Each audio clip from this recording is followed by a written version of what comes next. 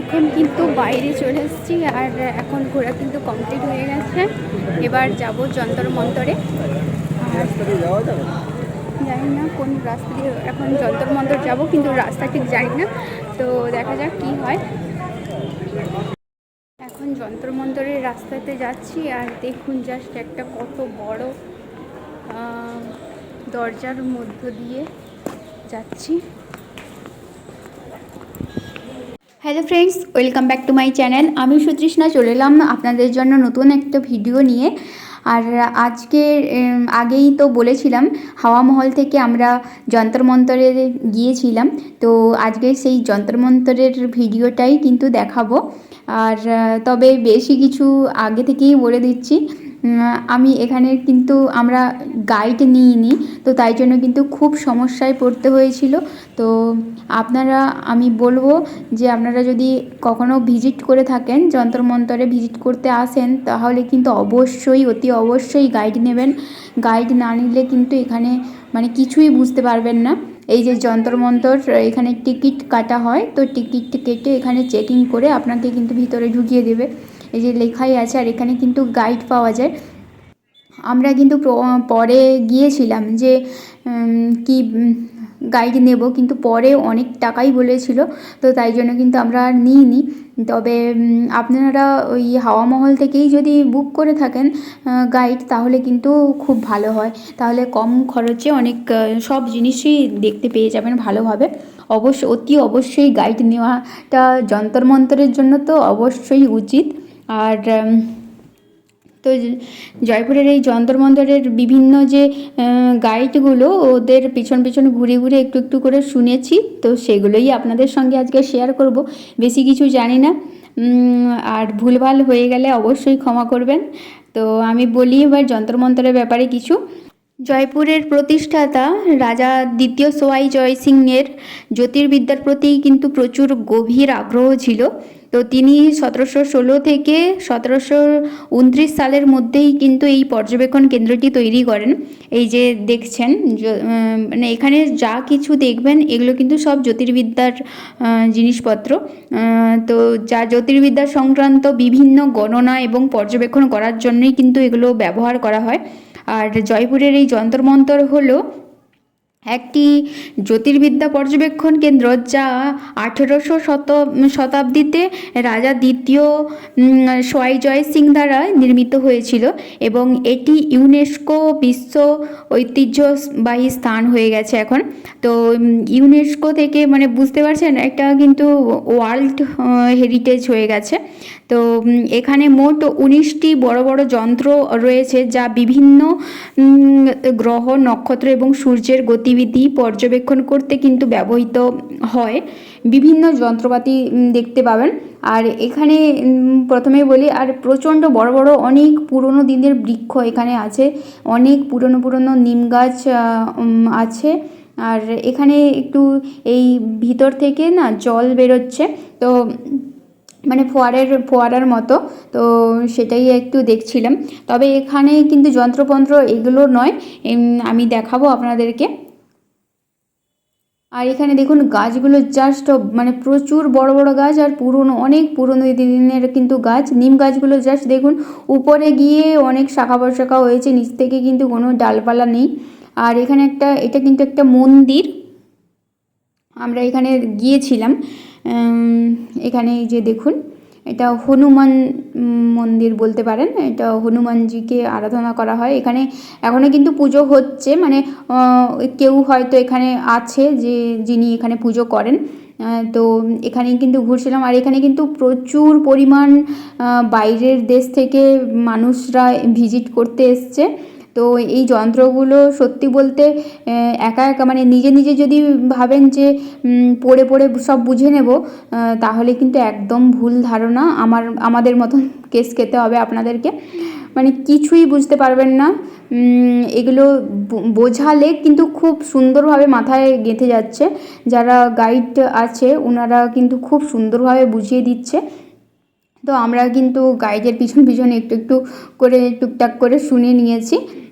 তো সেগুলোই আপনাদের সঙ্গে শেয়ার করছি। তবে একদম মানে নিজেদের গাইড হলে বেশি ভালো হতো, সব জিনিসগুলো দেখতে পেতাম। আর এখানে দেখুন কতটা বড় জায়গা, কতটা বড় জায়গার মধ্যে যন্ত্রগুলোও কত বড় বড়। মানে এমনি হলে হয়তো ভাববেন যে এগুলো কী যন্ত্র, এগুলো আবার কী যন্ত্র। সত্যিই তো যন্ত্র বা আবার এত বড় হয় যার আবার কোনো কিছু ব্যাপার নেই। এই যে দেখুন পিছন পাশে কত বড় একটা ঘড়ি। তো এখানে কিন্তু বিশ্বের সবচেয়ে বড় ঘড়িটা আছে। আপনাদের সঙ্গে সব কিছুটাই শেয়ার করব, দেখতে থাকুন। আশা করছি আপনাদের ভালো লাগবে, হতাশ হবেন না, এটুকু তো শিওর। এই যে দেখুন এখানে কিন্তু লেখাই আছে অবজারভার্স রুম। তো এখানে মানে এগুলো কি বুঝতে পারবেন না যদি না কেবলমাত্র ওই গাইডই সুন্দরভাবে বোঝাতে পারে। আর কেউ আমরা আপনি আমি কেউ বোঝাতে পারা যাবে না। এগুলো হচ্ছে সূর্যের গতিবিধি পর্যবেক্ষণ করতে কিন্তু এইসব নক্ষত্র, গ্রহ এবং সূর্য, চাঁদ এগুলোর কিন্তু মানে পর্যবেক্ষণ করতে ব্যবহৃত হয়। যন্ত্রর কথার অর্থ হচ্ছে যন্ত্র এবং মন্তর কথার অর্থ হচ্ছে গণনা বা হিসাব। তো এই জন্য এখানে যেহেতু মানে যন্ত্র গণনা বলা যেতে পারে, যন্তর মন্তর বলা হয় এই জন্য। এখানে যেহেতু যন্ত্র দিয়ে গণনা হয় তাই নাম রাখা হয়েছে যন্তর মন্তর। দেখুন যন্তর মন্তরের সবচেয়ে বড় এবং বিখ্যাত যন্ত্র হলো সম্রাট যন্ত্র। এটি একটি বিশাল সূর্য ঘড়ি যা 2 সেকেন্ডের মধ্যে কিন্তু সময় পরিমাপ করতে পারে। এতটাই মানে আর এগুলো কিন্তু একটা অনেক রাশি নির্ণয়ও করতে পারে এবং অনেক যন্ত্র আছে, দেখাবো আপনাদেরকে সব কিছুটাই। আর 2014 সালে 31 জুলাই জয়পুরের যন্তর মন্তরকে ইউনেস্কো বিশ্ব ঐতিহ্যবাহী স্থান হিসাবে কিন্তু ঘোষণা করা হয়। আর এটি এই স্থানের ঐতিহাসিক এবং বৈজ্ঞানিক গুরুত্বের জন্য কিন্তু স্বীকৃতি পেয়ে গেছে। আর অনেক দেখতেই পাচ্ছেন কত বিদেশি, মানে বিদেশ থেকে বেশি জন এখানেই কিন্তু এসছে। এত জায়গায় ঘুরতে গিয়েছি, সব জায়গায় বিদেশি কম বেশি আছে, তবে এখানে প্রচুর পরিমাণ বিদেশি আছে। যেহেতু এটা ওয়ার্ল্ডের ব্যাপার একটা আছে, তো তাই জন্য কিন্তু এখানে প্রচণ্ড পরিমাণ বিদেশিরা ভিজিট করতে এসছে।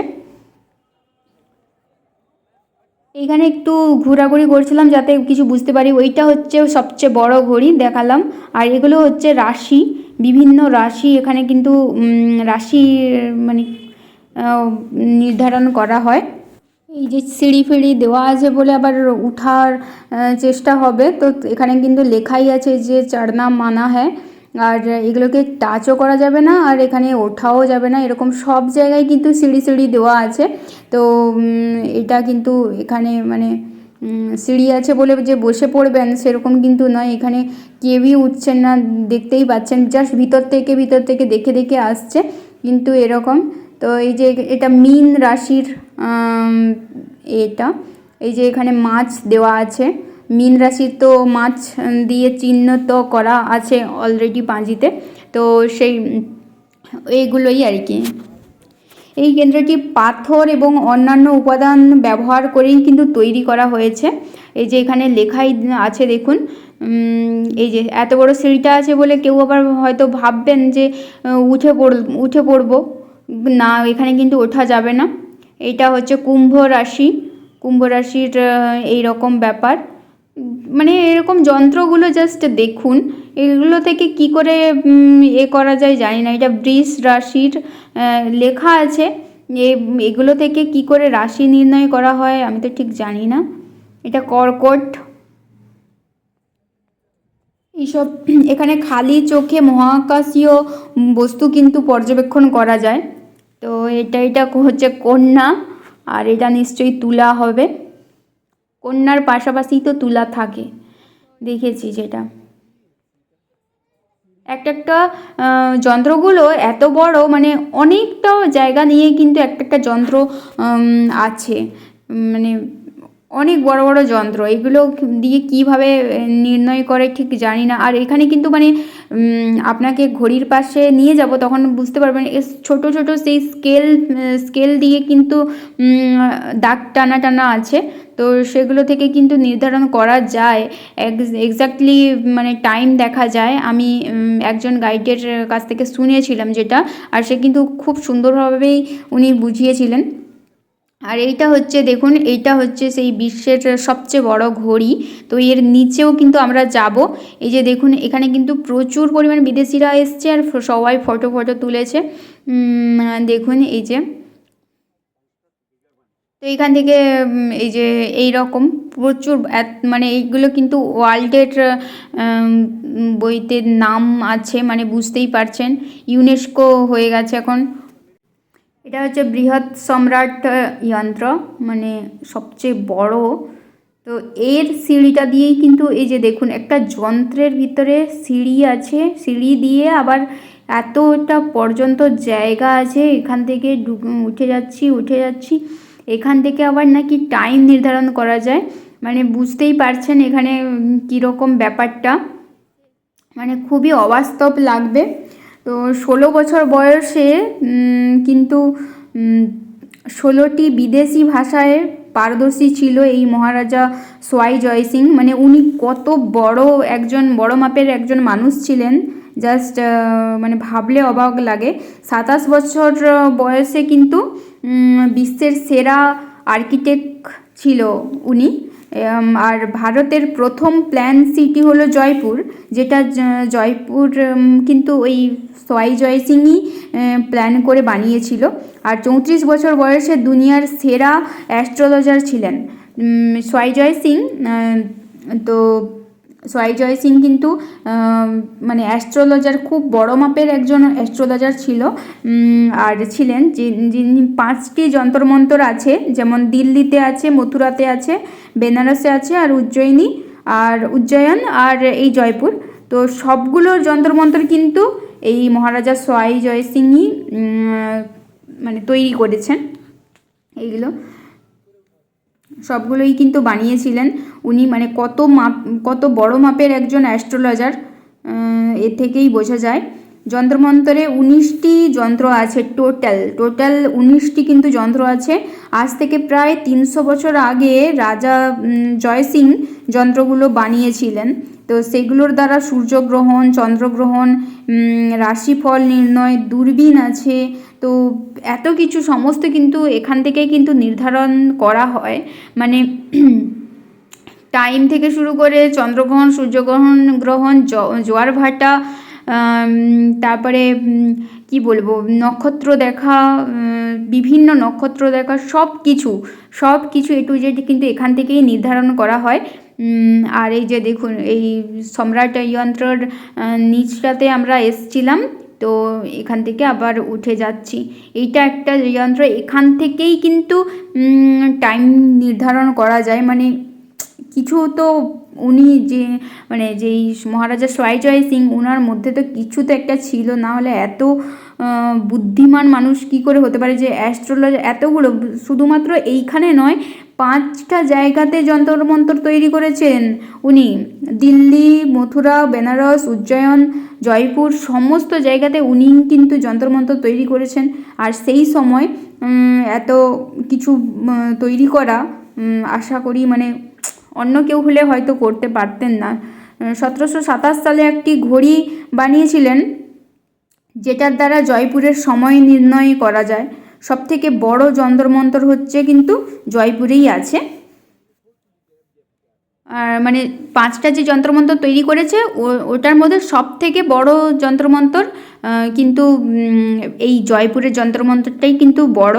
আর এই যে দেখুন, এখানে কিন্তু দাগ কাটা আছে, তো এখানে কিন্তু উনি বোঝাচ্ছিলেন। আর এই যে দেখুন, এই যে স্প্রিংটা যে মাথার উপরে আছে, তো এটা দিয়ে কিন্তু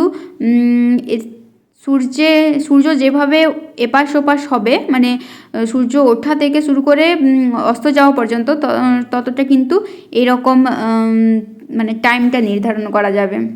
তো আবারও একবার কিন্তু আসার ইচ্ছা থাকলো ভবিষ্যতে, কারণ এখানে সত্যি কিছু জানার ছিল, তবে এখানে গাইড না নেওয়ার জন্য সত্যি কিছু বুঝতে পারিনি।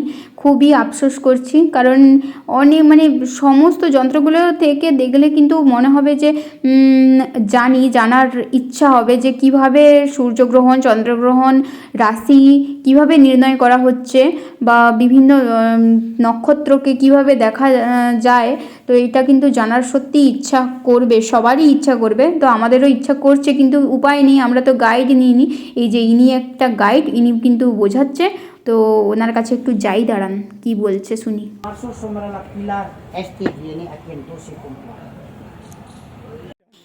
এখানে অবস্থা খারাপ, কারণ উনি কিন্তু পার্সি ভাষায় কথা বলছে, তো বুঝতে পারি না কিছু কি বলছে। ইংলিশে বললে তাও বুঝতে পারবো, ইংলিশ আর হিন্দিতে বললে বুঝতে পারবো, কিন্তু ওনারা যেহেতু বাইরে থেকে এসছে, তো বিভিন্ন ভাষায়, বাইরের দেশে যেই সব ভাষাগুলো আছে, তো সেগুলোতেই কিন্তু কথা বলছে, তো তাই জন্য কিন্তু কিচ্ছু বুঝতেই পারছি না। আর সাধারণত এখানে হিন্দিভাষী খুব কমই আসছে, আর এখানে কিন্তু বেশি বাইরের দেশের মানুষ আসছে, তো বাইরের দেশের মানুষ বাইরের দেশে মানে ওই রকম গাইড বুক করেছে, যিনি ওই ভাষায়, তাদের ভাষায় বোঝাবে, তো সেই জন্য কিন্তু বুঝতে একটু অসুবিধেই হচ্ছিলো, তো এটাই আর কি।